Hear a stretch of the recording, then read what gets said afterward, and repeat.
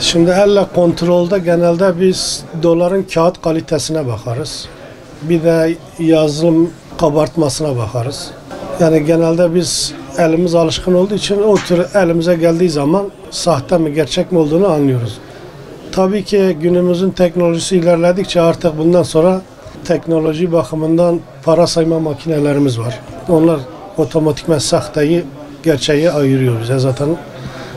Bayağı bir kuyumcular, dövizciler için iyi bir rahatlık sağladı bize. Altında da ayarına göre bakıyoruz. Ayarı 14 ayar var, 21 ayar var, 22 ayar var. Biz bunlar geldiği zaman zaten 22 ayarın genelde yumuşaklık derecesi ve sesinden ayırt ediyoruz. 21 biraz sert olduğu için patentini inceliyoruz. Sağlam patentler var. O da eğer emin olmazsak bu sefer ateşe tutuyoruz ayarını öğrenmek için. O şekilde değerlendirme yapıp ona göre bir fiyat biçip alıyoruz. Çoğu gençlerden mal almıyoruz. Çünkü annesinden babasından habersiz getiriyorlar.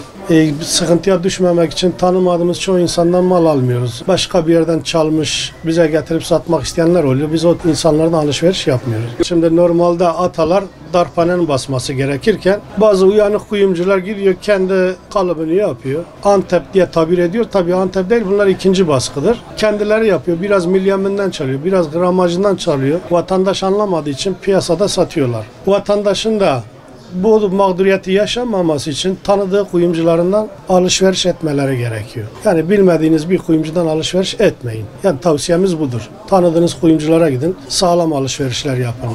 Yani piyasada dolmuş. Artık bıktık. Gelen müşteriden almıyoruz diyoruz. İkinci baskıdır diyoruz. Vatandaş da anlamıyor. İkinci baskı nedir diyor. Antep nedir diyor. Ama bunu kuyumcular kendileri yapıyor.